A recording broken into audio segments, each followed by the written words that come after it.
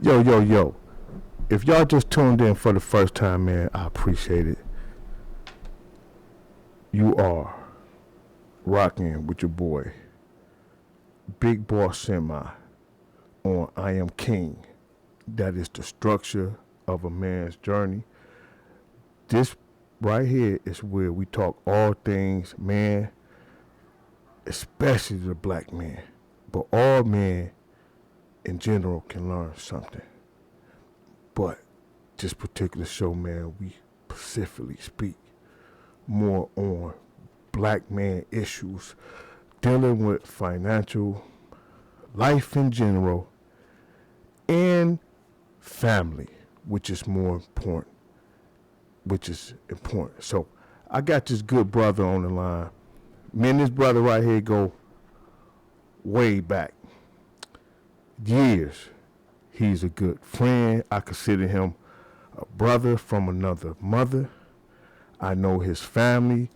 He knows my family. We have talked personal, in-depth conversations with one another. We have had plenty of disagreements and agreements. As you know, brothers, we fight. But the thing about it, we don't hold grudges and we get back together and we start politicking again. So, I want to introduce my brother, E-Dog. What's up, bruh? What's happening? What's happening? What's happening, man? What up, though?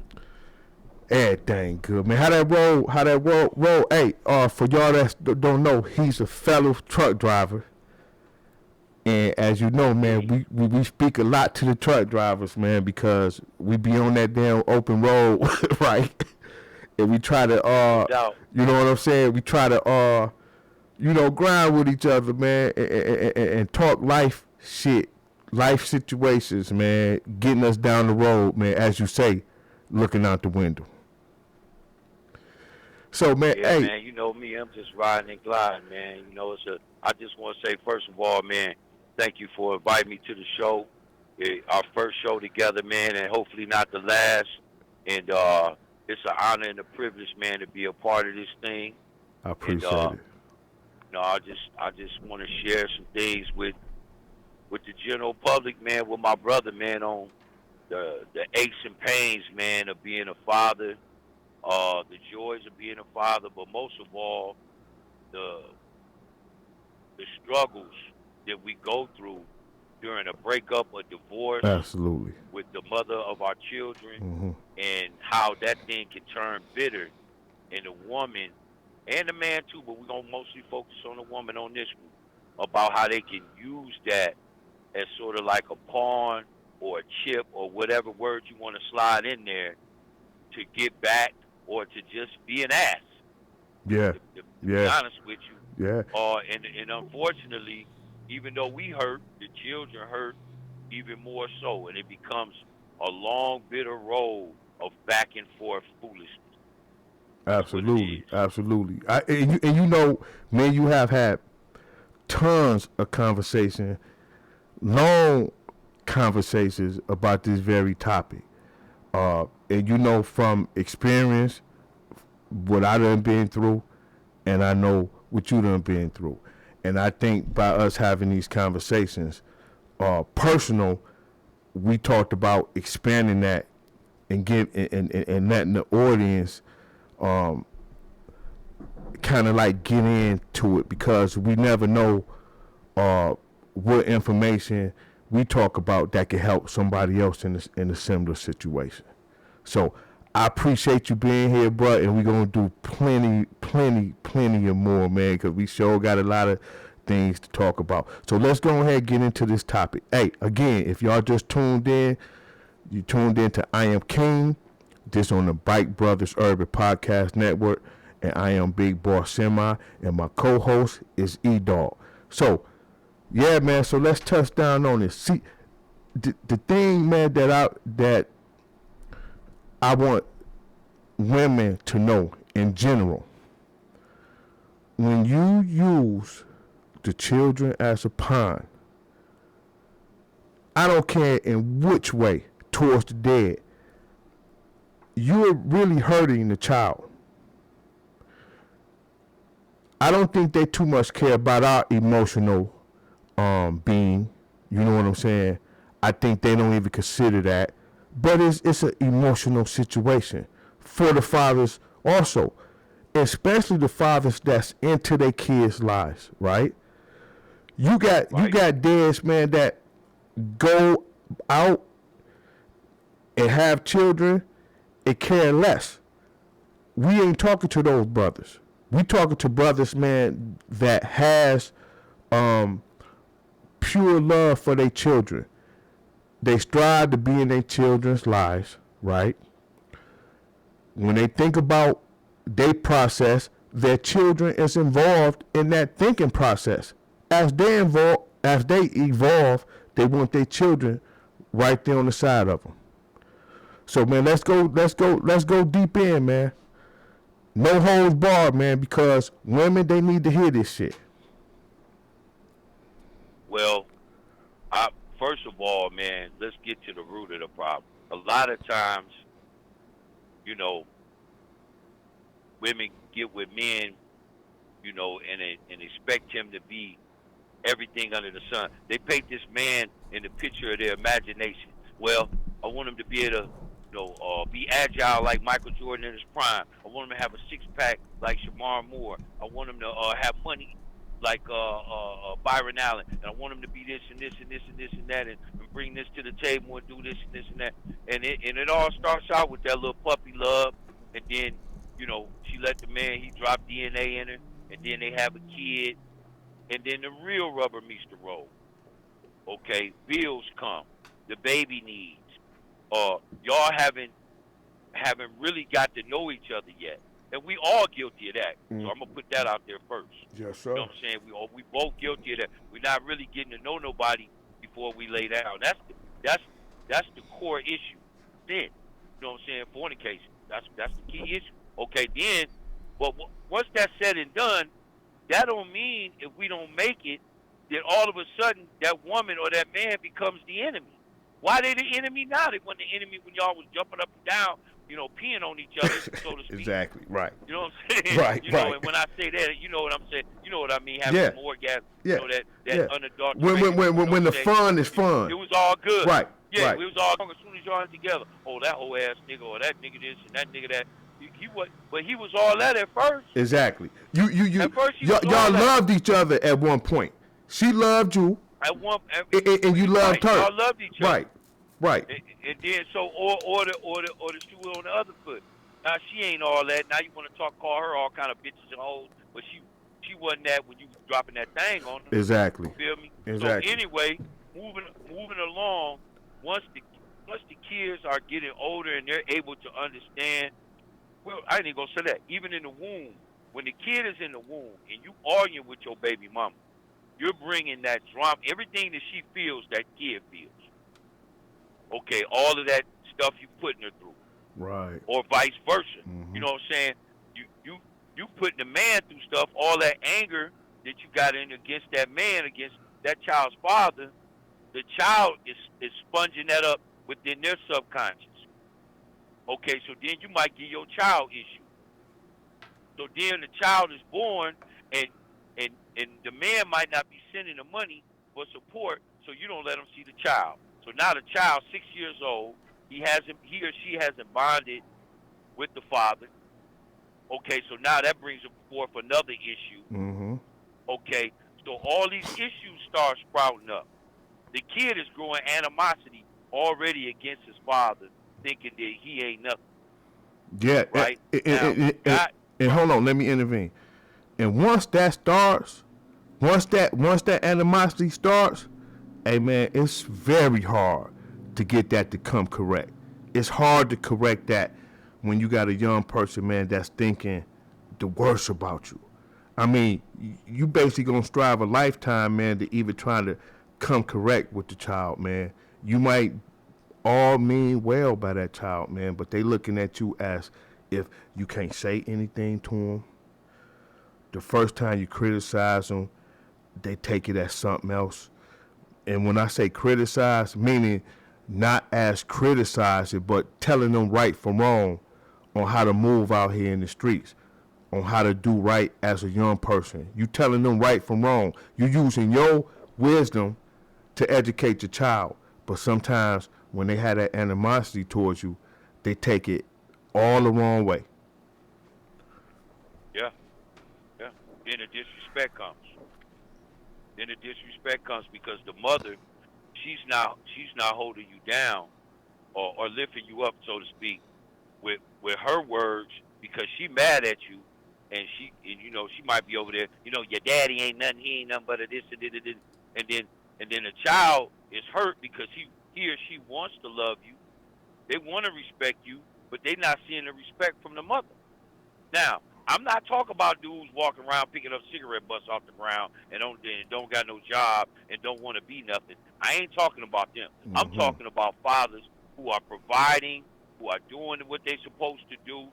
Okay, yeah, if they miss a couple child supports, whatever. Everybody go through, it might be a job transit. But overall, he wants to be in the child's life. He's there. He wants to be supportive, but you keep blocking it. That's the baby mamas I'm talking about. Yeah. And you Yeah. might be blocking it through silence when something happens because silence is not the key. The key is solutions. Nobody goes to a business meeting to talk about the problem. They want to talk about the solution, Yeah. right? Yeah. So Yeah. so we get these mothers, they get so bitter and they get so thrown by the time your child is in the teen years where they already don't want to be bothered with parents and you trying to move forward with them, there is a spirit that comes in. It's called strife. Mm-hmm. Then you got bitterness. Explain to people what that is. Strife, man, is a constant friction between individuals, whether it's multiple individuals. It's in the Bible. It's a spirit. It's called strife. And then his best friend is enmity, which is like two rams busting each other head. Just Okay. enmity. Okay. Okay. Then you got to fight bitterness, and when bitterness comes in, here comes disrespect, and then rebellion, which is the spirit of witchcraft. Then your Okay. child starts rebelling against you, Yes. and if the mother is not stepping in with deep prayer, okay, or she's not intervening with any type of anything, well, I can't control the child, I can't tell them what to do. Listen, the Bible say train the child in the way they should go. What makes you think that just because they 18 that they're grown? They're not grown mentally in that situation Exactly. because you've always blocked that Right. relationship. Right. So now the kid don't even want to. What you doing next weekend, Johnny? Well, me and my partners, they're always blowing you off because that relationship is not there. So here you are, Mother's Day, they get this. Birthday, the mother get this. Well, Father's Day come, our birthdays come, nothing. At Barely all. a text. No, at all. At all, nothing. We At all. get nothing. And Christmas, nothing. No Christmas, thought. nothing. No We're thought supposed at to all. send the money though. Yeah. We're Yeah. supposed to send that money Yeah. though. Absolutely. But you want me to send child support as a father, Mhm. but I can't. But you won't let me be a father. Exactly. Exactly. How does that happen? You know what? How does that happen? This. Man, I think therapists and every type of professional person have touched down on this, and we still is at the same place as we were decades ago. I don't know why do women feel like the man is obsolete in the mental growth of the child, right? Okay. Right. Statistics says not necessarily meaning a child coming up in a household with the parents, right, is more likely to succeed, right? But they also say, statistics say, when the parents are separated and the father and the mother has a cordial relationship, right, based upon the child, right, that also helps the child. But when the parents are separated and they are at odds, right, the kid becomes at odds. And it's always with the father or the person that don't necessarily have the child, whether that's the father or the mother. But we know it's very rare for a father to have his children, and God bless the fathers that's out here doing it. You know what I'm saying? Because Right. it takes two to create a child. The life comes from the father. The mother incubates and nourishes that child into birth. You feel me? It's two people that plays an important role in that child's development, in the womb and out the womb. The women need to understand that, man. That the father, you just can't cut us off. You just can't cut us off. You cannot. If you want your child to be healthy, if you want your child to be a productive person in society, right? The things that we was taught, you work, you take care of your business, you abide by the laws of this country, right?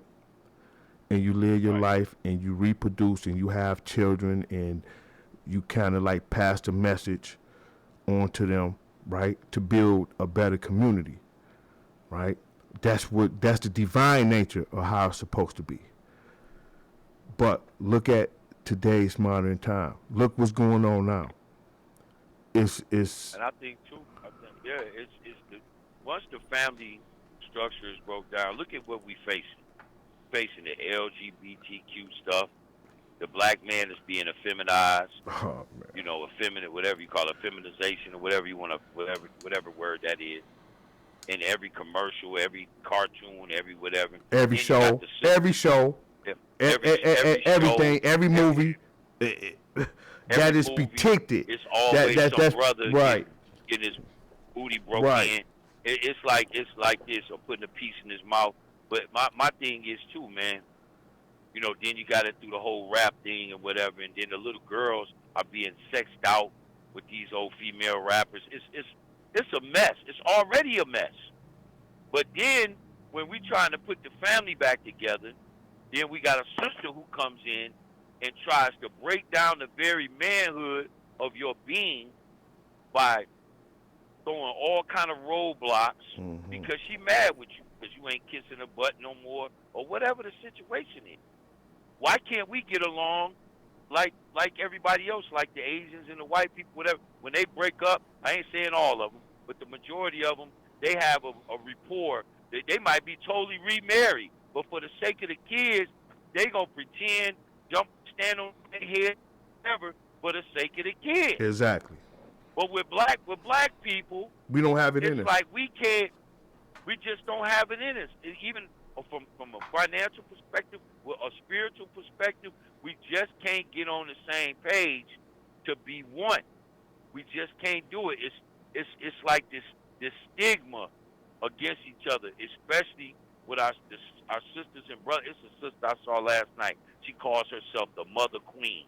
She on TikTok or whatever. Okay. And she said that man comes from the woman. Well, no. Woman was created from the man. She was saying, well, without my seed, he's nothing. Without my egg, he's nothing. Well, my sperm holds the light. Exactly. So you just hold the land. I hold the light. Exactly. It goes into that land. Okay, so how you figure God made you from me? That doesn't mean that you're lower than me, but it doesn't mean that you're higher than me either. Exactly. So don't try to see. It's people like that who are coming in and trying to put a woman over a man. The order of God is God, Christ, man, woman, kids. That's order. Okay, once a woman, now that they got educated and they got a few dollars and some good credit, all of a sudden niggas ain't shit. You feel me? All of a sudden we ain't nothing. Well, I can provide for myself. Yeah, yeah. It kind of took. The man has took a back seat to the politics was going on now. You know, as you say, the independent woman. She's independent. She's independent only until you know she's not. Exactly. She needs something. Exactly. Listen, what Chris Rock say? You're only as good as what you can provide. Exactly. That's it. Your position is what can you provide. And then look at Steve Harvey, old simping ass. He come on there, oh, you know, what does the woman bring to the table? A whole nother you. Excuse me. Right, which I It takes disagree me with to that make a whole right. nother me. And I It takes, how disagree she with gonna that make me without me? Exactly. Right? And what How if she you gonna don't make want me another? without And me? what if you don't want another you? Yeah, I mean, you know. Man, And what if she at can't our make age, another who's you? trying to make What if she another can't? me? Right. And what if she physically can't make another Right. you? You know what I'm saying? Then what? Then what? So his whole Listen, conversation okay, crumbles. let's break it down, Dre. Let's break it down, bro. Right there. Keep it right there. Let's break it down. Let's go. Let's talk finance. Let's talk finance. Look, the average person in America, 78% of America lives check to check. Exactly. Only 15% live within the 15% that's left. Some is middle class, 1% are wealthy, and 5% are upper middle class. Right? Exactly. Correct. Everybody else, if you're making $20 an hour as an adult, you are below the poverty level. Exactly. $20 times 40 hours is $800 times 0.22 in taxes is $650 times 4, $2,500 a month. What in the fuck is that? Nothing. You live in paycheck to Right? paycheck. Meaning, we got to educate the people. What do we mean by paycheck to paycheck? When you get one check, whether it's bi-weekly or weekly, when you get paid, right. You pay your bills, you have little to go for the next pay. That's paycheck to paycheck. A credit card. Exactly. And that's still paycheck to paycheck. Because credit cards are supposed to be used as something to get you out of something, like, you know what I'm saying? It's not a, you know, it's a privilege, really. It's not a livable wage. Right, exactly. Yes. It's really a privilege to have. Part of your income. Exactly. Yeah. Yeah, it's not. So let me ask you this. So how is a man, okay, if the reason I brought that up, so you got a man, say he work at GM. GM don't pay like it used to. When I worked there, I started off at $25. That was in 1995. You understand? That was money back then. $1,500 a week in 1995 is a lot of bread.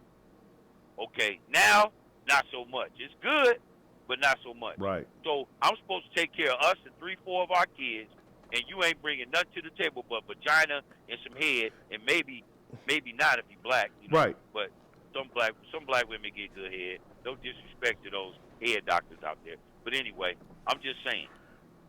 So you bringing that to the table, according to Steve Harvey. How much? Okay, where we gonna live at? We gonna live on the Ave, in a hotel? Where we living at for that type of money?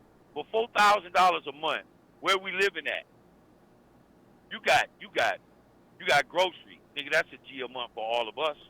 Because it's, what's that? 5 of us. Exactly. Okay, then you got rent. To live somewhere decent, you talking in between $1,500 to $2,500 a month. That's half the income. And the activities that the kids need. Activities, gas, phone bills, especially when they get older, clothing, entertainment. Bro, you ain't got no bread. No bread. You ain't got nothing left. So she's supposed to be a housewife for that. Most women ain't even gonna go for that. They're gonna be like, you need to make more money. Exactly. So what are they saying? Oh, he need to make 6 figures. He need to make this. Or he needs to get 2 jobs or a 3rd job. He need to get 2. He need to get this. He need to do whatever it takes. Okay, listen. Those days, are over. They been over. If you want to go on vacations and you one of the women all up on the date sites talking about gotta have a passport and you gotta have, especially women our age, 50 or above, a lot of them they settle, so they want you to have this and have that in it. Have you ever thought of, sister, is he good for your heart and not just good for material items? Can he pray for you on the evil day? Think about that. What type listen, I blame the church and a lot of entities that are not teaching the youth on how to be a wife and the young men how to be a husband. They are failing. All they want is your money. I agree. They are failing. They have I not agree. taught our children Mm-hmm. in the way they should go. If you got a church and they got an elder and they call themselves an elder or a bishop and they don't have a class in that, you need to leave. If they're not preaching the gospel of Jesus Christ, you need to leave. Yeah, I mean, because ain't nothing there right, for your soul. right. Ain't nothing there for your family. I mean, there's nothing there. Let me ask you something. When did the church come more financial than family? When did that happen? When did that take place? Can you pinpoint a time to 90s, yeah, I can exactly in the late 90s? In the late 90s. Listen, it started in the 80s, but when it came into play, where they start, the ministry was called Kenneth Hagin Ministry. He started, him and Oral Roberts and Morris Cirillo, they started the charismatic movement. Fred Price made it famous. The charismatic movement. Charismatic meaning that they preach prosperity. Okay. Now they say it's not only money, but the focus is on money. I can name all the scriptures they used to call out. And it turns you from being a child of God Mm-hmm. into being, you're a little God. You could call those things that be not as though they were. Yeah, in a physical form, but you can't call no star out of the sky. You can't make somebody from the dust of the ground. You can't call nothing into existence like that. So you're not in the same position as God. And then they start talking about money, using scriptures out the Bible to talk about money, so you could get in more, and they can live on this level like Kenneth Copeland. He worth $800 million. He'll never be on his level. Only 1% of the world, not America, of the world is on his level. Exactly. He's a 1%er. He's got over $500 million. He's a wealthy man. He's a wealthy man. He's a wealthy man. So this man got private jets on his property. So moving back to what we're talking about with the women. The church, bro, has failed. Women have failed when it comes to making sure, and I ain't talking about all women, but the majority of women Mm-hmm. that you see on TikTok, Instagram, Facebook, blah, blah, blah, Twitter, whatever, they always talking bitter about the kid's dad. Well, you let the little nigga nut all up in you when he had his pants sagging and he was out there on Michigan Avenue slinging 8 balls. You knew that when you met him. No responsibility, Did man. you think he was going to change? You think he was going to change because he nutted all up in you on a Saturday night when y'all was drunk coming from the club? Did you think you was going to change that, brother? No, but you know what? Coming from them, yeah, they thought they could change a brother, but they takes no accountability, man, in their actions, man. Everything is blamed on the man. You pick that dude. And one thing I can tell you here at I Am King, we don't sugarcoat shit when we talk about the brothers. It's some brothers out here that ain't no good. They ain't nothing. They ain't shit. It's some motherfuckers out here. Especially when it comes to the kid, what they'll do if they was in our situation where they got shitted on by their ex-wife or baby mama like you and I, they get a whole nother family, bro, right or wrong. Absolutely. They forget about their kids Absolutely. and don't even care if their kids Absolutely. call them or not. It happens every day. It happens every day. They gone. They gone. They went to move to Arizona, got a whole nother family, and their kids back in the D, whatever. Yep. Fuck them. Yep. They don't care. And them kids They would don't track care. him. Listen, and them kids would track him down, and that mother would track him down as if he's some fucking holy saint. But let a brother Yup. that shows a little bit of love for his children, he is combated on against with the mother. He's talked about. He is ridiculed. I mean, he's the worst. He's worse than the fucking dirt on the ground, man. Like, you step on him. I mean, it's just like, wow. Can we get a fucking break?